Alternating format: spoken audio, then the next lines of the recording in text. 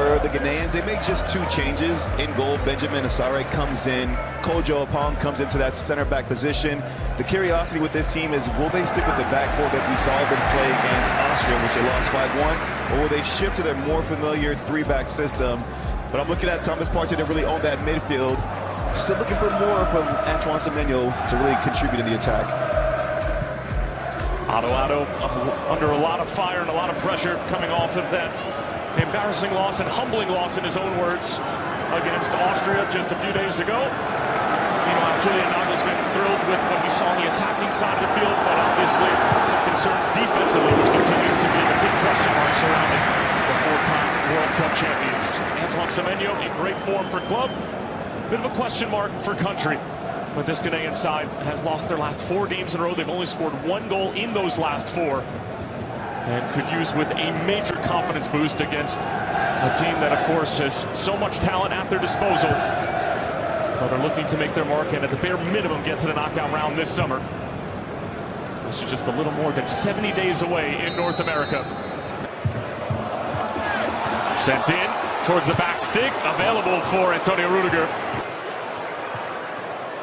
And Vert somehow keeps it alive for Nathaniel Brown. He's got time and space guard.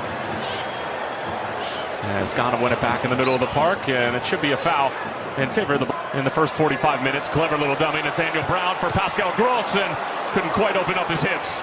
And easy work in the end for Benjamin Asare. Pascal Gross, not his best delivery, who was able to qualify. Asare off his... Leonard Carl for Voltamata, and it's off the crossbar. And the follow-up chance is denied. That was Alexander Djiku, and that was one of the more on his way. Sizing up Antonio Rudiger, great matchup. And Leonard Carl, it's on full display, and the nutmeg as well, and he wins the free kick. Germany go quickly again from the corner. Leonard Carl, decent looking ball in. Leonard Carl cushions it down. It's Goretzka, and Voltamata actually got in the way. Last touch coming off of the big Union Berlin man on top of the set piece. Finding Jordan Ayew in space. Tries. Delivering the door. It's a slip from Prince Adu. Voltamata trying to turn and not being allowed to. Derek Kuhn desperately for Leicester City in the championship.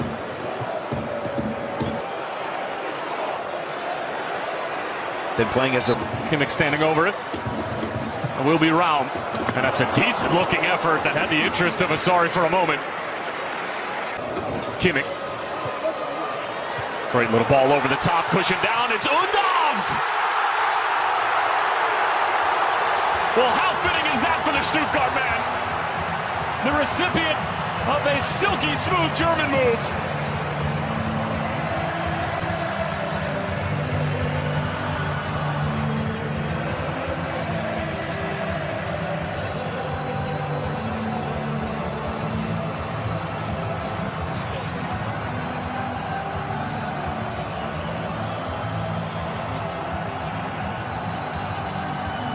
And Dennis Undav doing what he does best in this stadium. Well, it's the man in form in his home stadium where he plays his club football who delivers the devastating blow. Kimmich. Figured why not. Voltamata falls for Carl. Voltamata having it initially. Instead we'll find Carl trying to get it back from Voltamata. Because in the first half, Germany looked vulnerable in transition as well. The dip. Undav trying to lay it off for Leicester City. As that was angled towards Voltamata. Fall direct. Leonard Carl slicing up the Ghanaian defense. Leaves it for Leroy Sané. On rushing is Kimmich, and he got that all wrong. Kimmich. Undav brings it down beautifully. But there was too much help away from your respective club and your actual home as Kuhn turns the corner. Good chance here, and Fatawu scores. Germany picked apart. And Abdel Fatawu has been on the field for just several minutes, and Ghana are level in Stuttgart.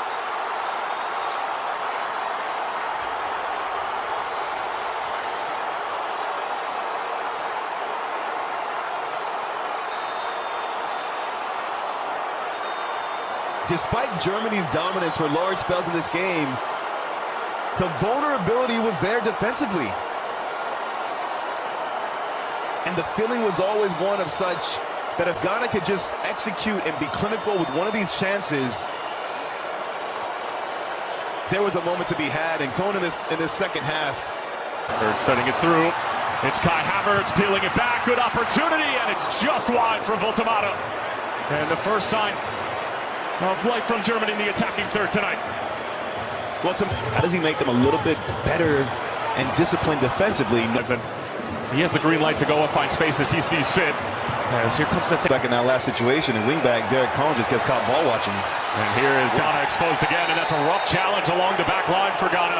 And it is going to be just a yellow card. But it will be Verts, and it's just wide. It actually looked like that might have came off the post. And Liverpool man just inches away from a third goal in 2 games. Well, Florian Wirtz at the clever little ball. Here's Pascal Gross. Over the head of Voltemata, and then swiped out by Jonathan Tah and out of play. But it has been all Germany inside of the first 10 minutes. Angelo Stieler to take the corner. Asari off of his line to Stieler. Havertz. Kimmich trying to stand up towards the back stick. It's a free header. Germany wins the first. Back across. And the and it falls for Kimmich. In behind for Serge Gnabry, and that's a all. Kimmich. Teasing ball in behind the back line. That's Jurenki who gets a touch to it. And the flag is up.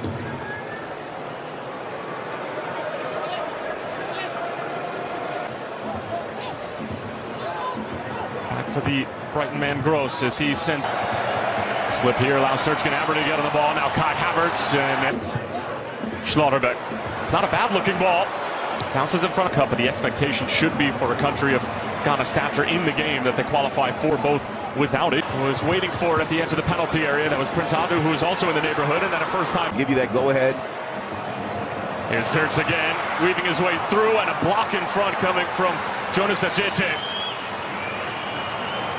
Kai Havertz scores with calm and with ease, and Germany get their deserved goal at the end of this first half.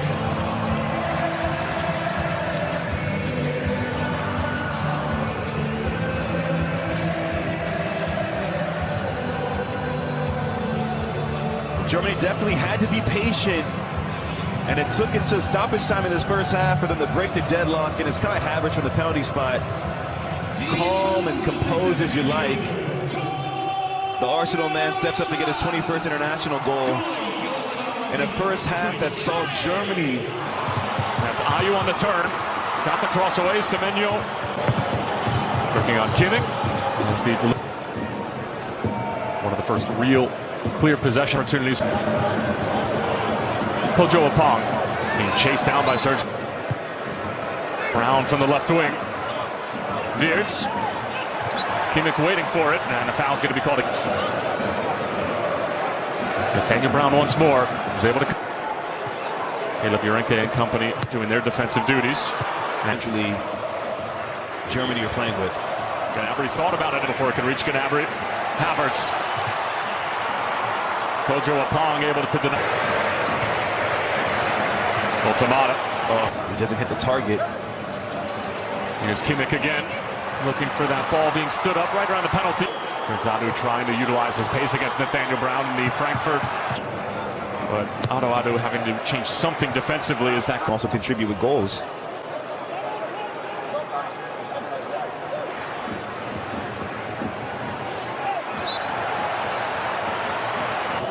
Takes the first delivery. Now slips it through. It's a great looking ball. Semenyo lashes it across, and Joshua Kimmich on top of the corner, clips it towards the back stick.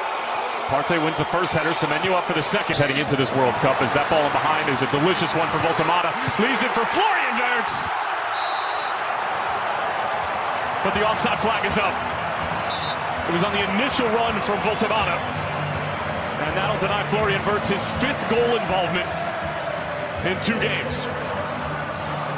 I want you to watch the secondary run. So Baltimore does a good job. He's trying to stretch that back line. You can see he's slightly ahead of that last center back, but it's the awareness of Florian Wirtz. Seeing where the space is to come and support the big man up top. Takes his shot really, really well. It's unfortunate to have it chopped off.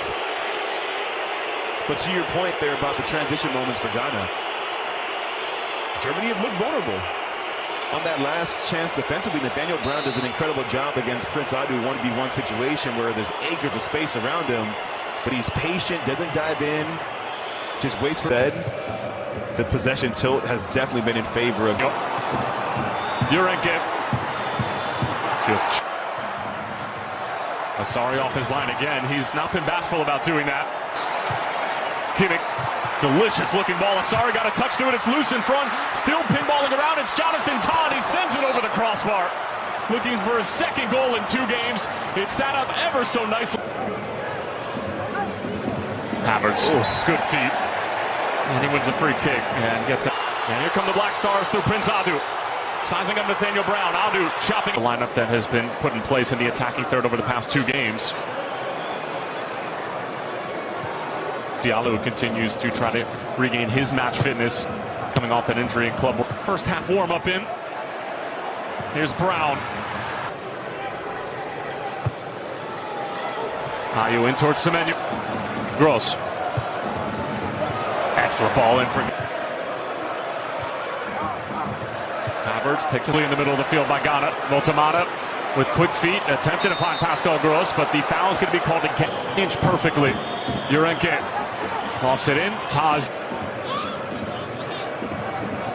Wirtz, African qualifying for the World Cup back in October. Any kind since a 1-0 win over Comoros in the final day of. Mohon subscribe channel ini dulu biar nggak ketinggalan video terbaru dari kami.